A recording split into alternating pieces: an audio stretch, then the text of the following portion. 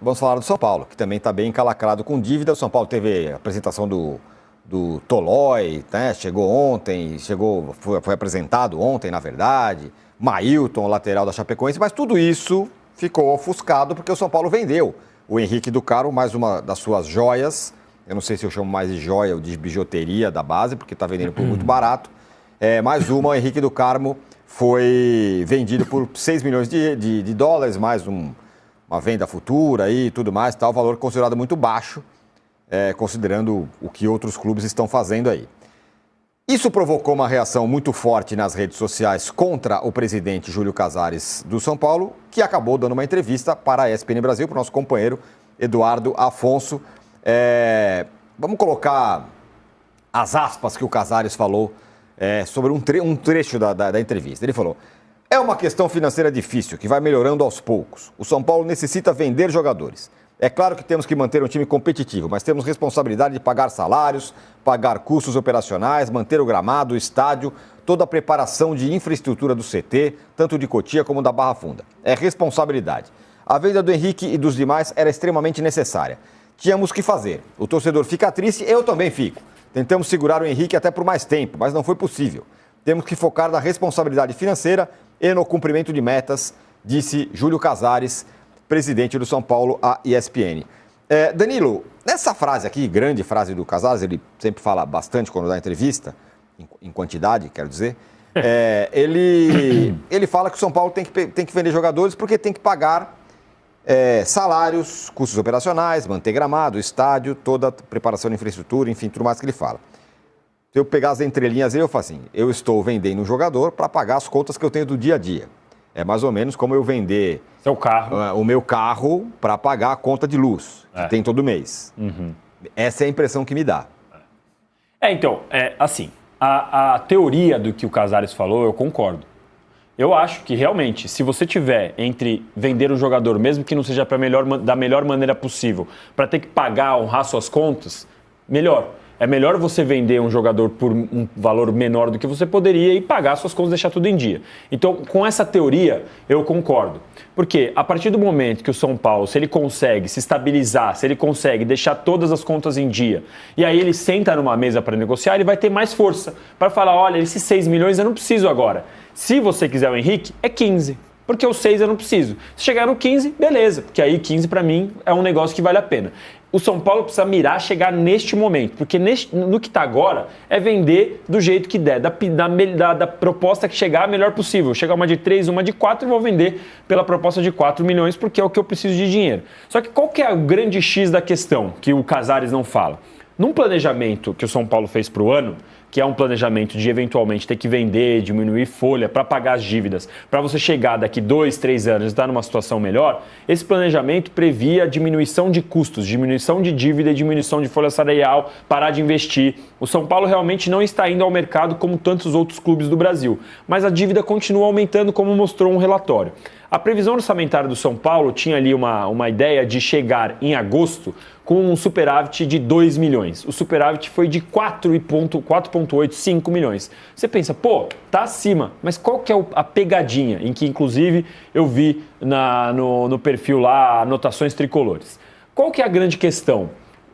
A previsão do São Paulo de chegar com 2 era de vender 100 milhões. O São Paulo vendeu 200 milhões. E está no superávit de 4. Ou seja, tem quase 100 milhões aí que foram perdidos, porque o São Paulo teve que pagar coisa que estava para trás, porque o São Paulo não conseguiu, de fato, diminuir o custo com o futebol como prometeu. Na verdade, está aumentando e a dívida pode ser que aumente, dependendo do conselho. Então, quando o Casares vem a público e fala: eu estou vendendo para pagar as contas, ok, mas ele não está falando que ele está fazendo isso de uma maneira emergencial, porque ele não cumpriu o próprio discurso dele, que tinha sido feito lá atrás. Ainda fala: não, eu não posso mais apostar no título, o São Paulo fez isso na Copa do Brasil, eu não posso fazer. É verdade, não pode mesmo. Mas por que você está fazendo isso agora? Porque faz 2, 3, 4 anos que você está prometendo uma coisa que você não está cumprindo. Esse é o ponto, Mauro. Você lá passou a ganhar muito dinheiro, aumentou sua receita na sua casa, que legal, aumentei. Mas aí você resolve, então, agora então vou gastar mais também. Ou seja, dá na mesma. Qual o valor que o São Paulo vai receber pela venda do menino?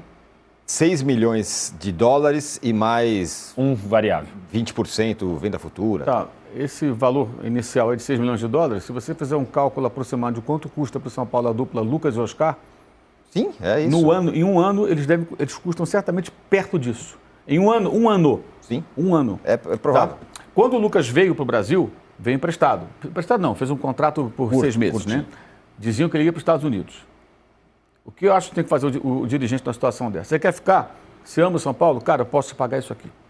Pô, mas eu valho mais no mercado. É o que o São Paulo pode pagar. E você escolhe. Se você quiser ficar no São Paulo, é isso aí, irmão. Eu não tenho condições, eu estou ferrado. Eu estou por aqui assim de dívida. Eu não tenho condições. Mas eles vão lá e fazem um acordo com o salário de mercado. O jogador não está errado, não, tá? O jogador vai lá e pede o que ele quer. Uhum. A questão é você pagar, não tem... aí vai Oscar. Ah, mas o patrocinador paga uma parte. Mas a parte que cabe ao São Paulo também é robusta. E o contrato é de 3 anos e o contrato com o patrocinador 2 anos. Quer dizer, tem um último ano aí, ó, que se o patrocinador não continuar, ou não quiser mais pagar, né, não for obrigado... A princípio não será obrigado, né? O São Paulo tem que assumir sozinho Sim. a integralidade da remuneração, que hoje seria de em torno de 50%. Ou seja, tem isso lá na frente. Isso aí é uma dívida que você já está contraindo. Então, a questão é essa. Aí, quando eu falo, temos que ter time competitivo, não dá para ter time competitivo com dívida de quase 1 bilhão. Você vai ter um time que você pode ter, cara. Isso eu não estou dizendo porque eu acho, não. É uma verdade. Não dá. Então, você vai ter a dívida a vida inteira. Porque você fica o quê? Vende jogador, aumenta a folha de pagamento. Dispensei 14, 15, 18, vai, traz 1, 2 caras caros. Uhum. Agora contrataram mais gente. Sem contar o Rames Rodrigues lá atrás, que foi uma aventura na qual ele se meteu. O São Paulo. Quanto custou o Rames Rodrigues? Isso está aí no bolo. A dívida do Corinthians ela é contraída lá atrás com várias contratações desnecessárias, sem pensar no amanhã. A do São Paulo também tem as suas semelhanças com relação a isso. Então, eu acho engraçado isso não. Temos que ter um time competitivo. Não dá para ter, cara. Você não consegue ter um time competitivo se você está endividado. Você tem que se organizar para ter um time competitivo. Você poder pagar os jogadores, cumprir os seus compromissos. Né? Aí você vê. Mesmo que São Paulo tenha vencido uma Copa do Brasil e tal, ele fica ali, ó, sempre de coadjuvante das competições. O Corinthians também fica de coadjuvante. O Palmeiras sempre é protagonista. Vai ficar na comparação dos 3 aqui da capital.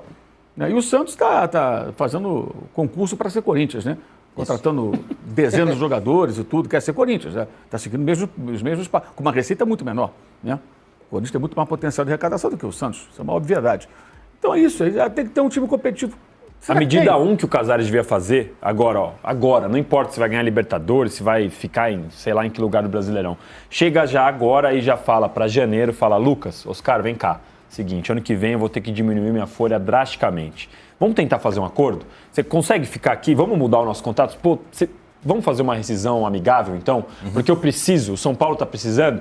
Não dá para um time que está diminuindo, quer diminuir a dívida, quer diminuir a folha salarial, concentrar 5, 6 milhões em 2 jogadores. Porque aí um cara vai pro DM e você fica perdendo lá num lugar que você poderia contratar 6, 7, 8 jogadores com essa mesma verba. Ai, mas não tem o apelo que tem o Lucas. Ai, mas não tem o apelo do Oscar. Ah, mas não...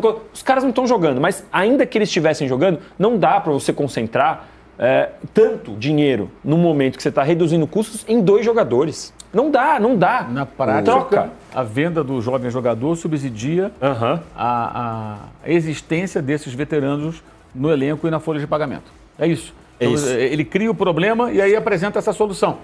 Entendeu? Não dá, né? Vou colocar na tela, o Casão chamou, vou colocar só na tela aí os jogadores todos. Rapidinho, Casão, eu mostro e já passo a bola para você.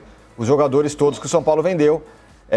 Henrique do Carmo por 38 milhões para o CSK, o Lucas Ferreira por 63 milhões para o Shakhtar, Matheus Alves também para o CSK 38 milhões, o William Gomes por 56, o Ângelo com 32. Tudo isso deu 227 milhões, o valor que o São Paulo arrecadou com isso e que já está sendo usado aí para pagar dívidas e tal. Diga lá, Casão.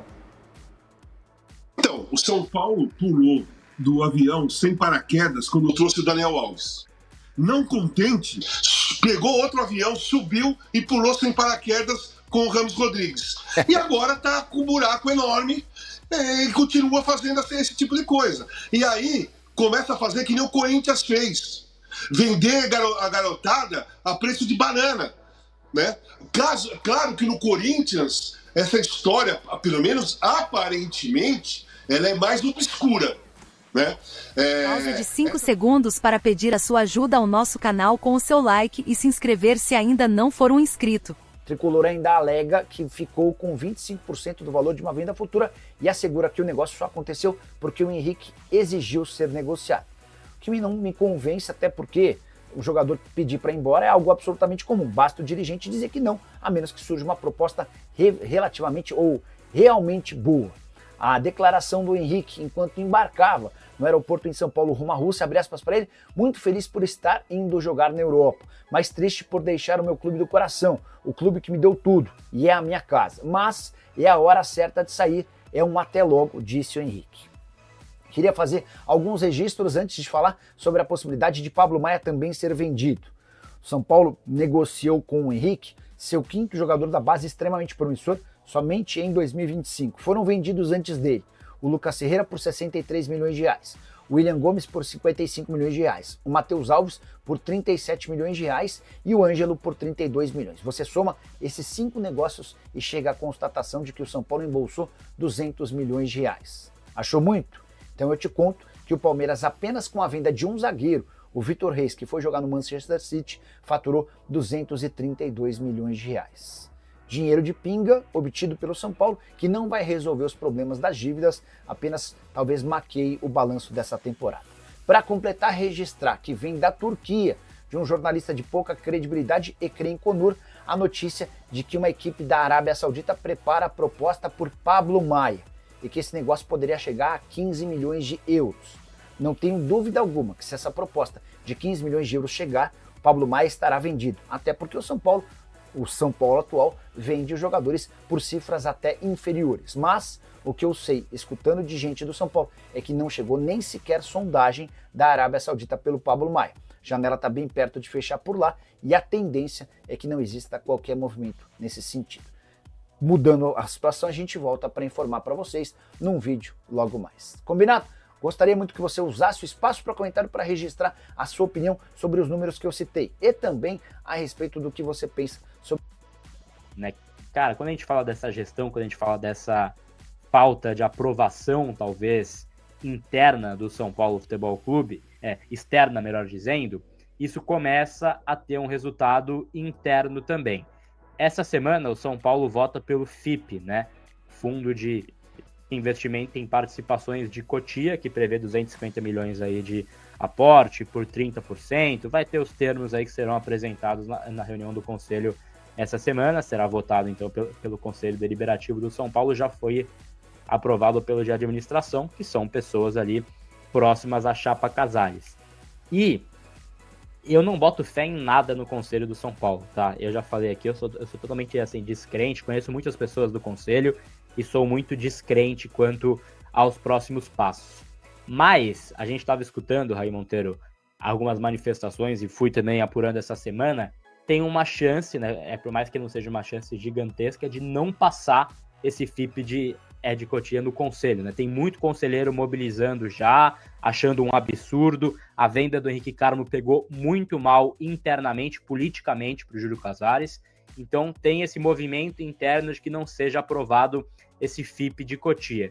E se isso acontecer, isso vai cair como uma bomba para o Júlio Casares internamente, né? Ele vai ver que ele não tem, talvez, o mesmo apoio que ele tenta nutrir no Conselho do São Paulo. Então vai ser muito importante a gente observar essa votação. Eu, particularmente, acho que vai passar como tudo passa no Conselho do São Paulo, né? Forem votar para o, sei lá, Raí Monteiro, a gente faz uma estátua na sala de imprensa do Raí Monteiro de sunga, vai ser aprovado pelo Conselho do São Paulo.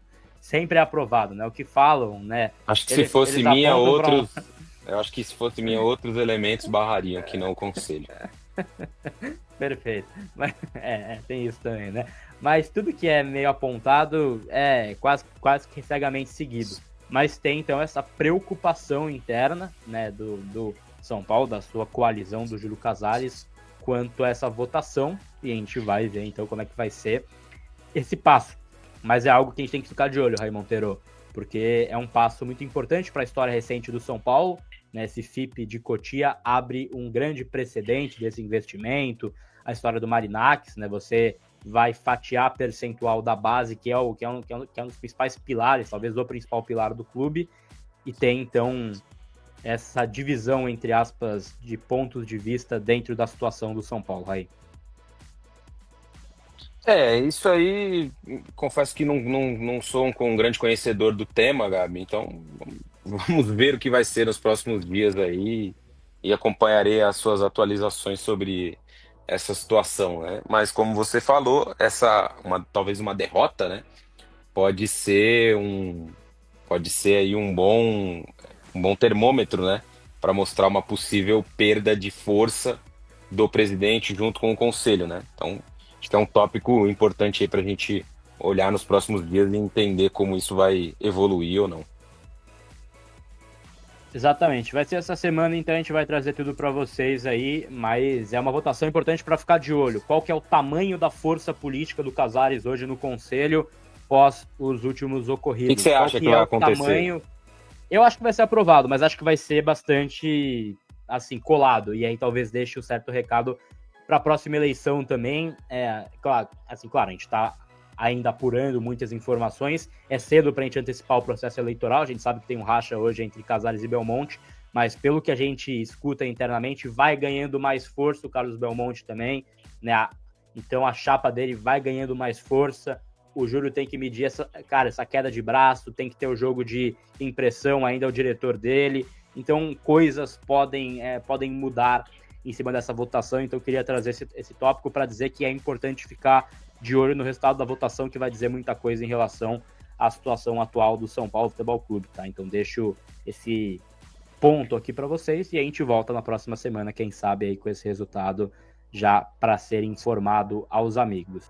E, cara, vamos falar. Hoje eu vim aqui para falar, trocar ideia com vocês, do planejamento de futebol do São Paulo.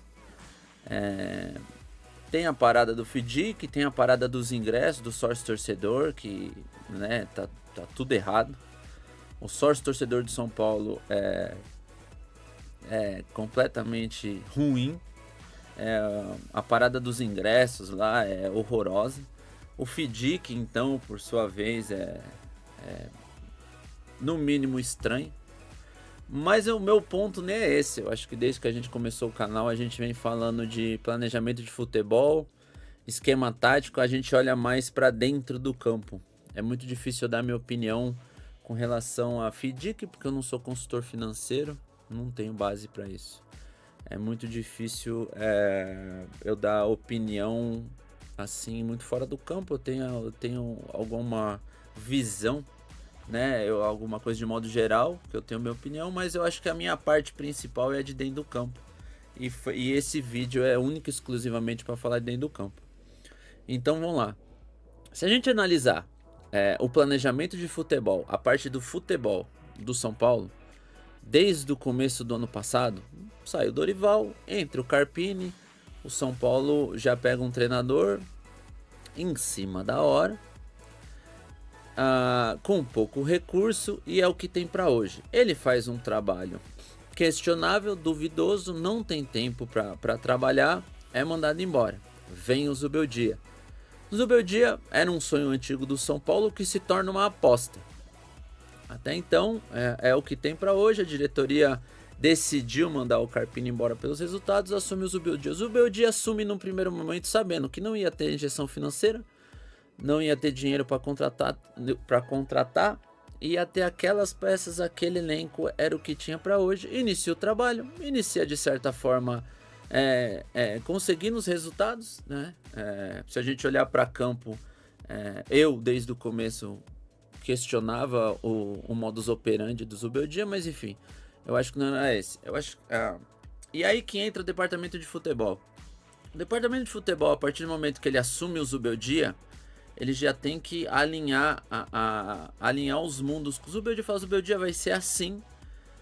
A gente tem o planejamento de chegar em tal colocação na Copa, em tal colocação na Libertadores, em tal colocação no Brasileiro. As nossas pretensões são de vender, vamos supor, Pablo Maia, que estava jogando, que é a nossa galinha dos ovos de ouro, e mais um para bater as metas de venda. Então a gente sugere que você mantenha o elenco, algumas peças da base, dê ênfase a Pablo Maia, porque ele precisa ser vendido, a gente precisa vender ele. Beleza, segue o baile, seguimos. O Zubeldia começa a campanha dele. Num determinado momento, o time do Zubeldia não vai bem. E aí a gente tem que entrar em conversa. Zuba, ó, o negócio é o seguinte. Você quer manter o esquema tático? Não vou interferir no esquema tático. Pablo Maia machucou, infelizmente. A gente perde o Pablo Maia. Mas a gente precisa priorizar 2 jogadores para que fiquem na vitrine pra gente vender. Ah, Wilson, mas não é assim. Cara, é assim. E aí eu vou dar a carteirada que tem 2 ou 3 que não gostam, mas pro azar de vocês e pra minha felicidade, eu tive lá, eu sei como é que é, aconteceu comigo, literalmente comigo. Eu ouvi das palavras, ouvi da boca do dirigente: Wilson, você é profissional, você é bonitinho, você é profissional, você treina direitinho, bom jogador, habilidosinho, mas você não vai poder jogar. A gente já informou o treinador porque a gente precisa vender e fulano não pode sair. Beleza. Vou falar o quê? Não? Discordo? Não, é o que tem, irmão. Funciona assim. A diretoria, por sua vez, não prioriza o nosso querido William Gomes. No caso era o William Gomes e Moreira. E aí, mas o Moreira machuca muito. Machuca. Mas se o diretor fosse ativo, falaria, o Moreira tem que jogar. E aí entra a ruindade do treinador antigo. O Zuba é ruim, todo mundo sabe. Aí ele queima o Moreira num primeiro momento contra o Cruzeiro. Que aí o menino machuca, não machuca, ele explana que não tinha nada, não dá mais chances e aí faltou a mão do diretor. Irmão, ô Zuba, deixa eu te falar uma parada. Ele tem que jogar, a mais nada, ele tem que jogar. Ele vai jogar. E o William Gomes vai jogar também. Coloca o William Gomes, aí o próprio treinador queima o ativo do clube, tirando ele contra o Botafogo. Mas ele tava mal. Mas não tava mal, deixa o moleque lá. Tira no meio tempo. mas jogou mal. Volta pra... Eles têm que jogar.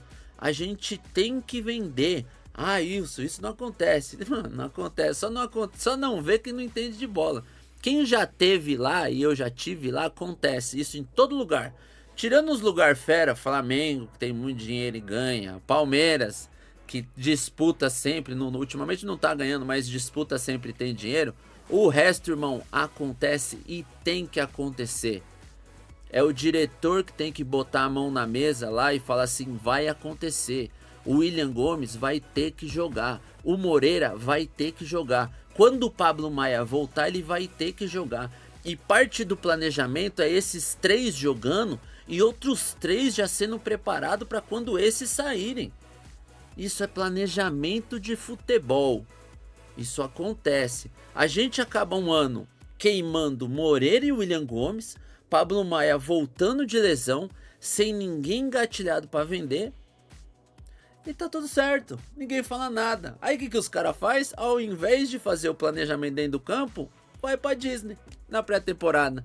Não demite aquele treinador horroroso, vai pra Disney, divide o grupo no meio da pré-temporada. Mas Wilson, não tem culpa do calendário ter mudado. Tem sim.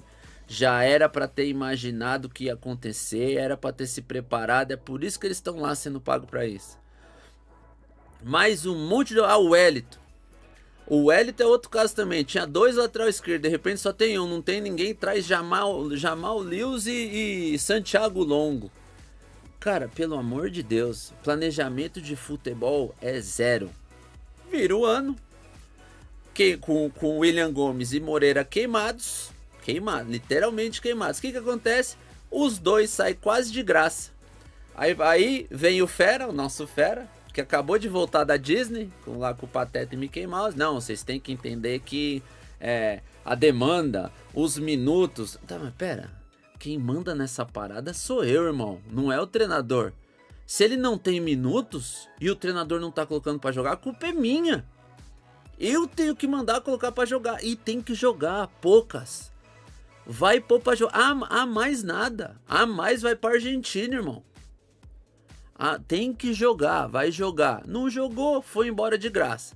Vira o ano, meu treinador fera. Os meninos sai das quartas de final do Copa de São Paulo, joga a estreia no Paulista, volta pra semifinal, joga final, é campeão, todo mundo no hype. Férias. Mas férias? Wilson, tem a lei. Que lei que tem lei? Os moleques jogam 3 jogos em 5 dias, tem lei. Que lei? Para, não mete essa.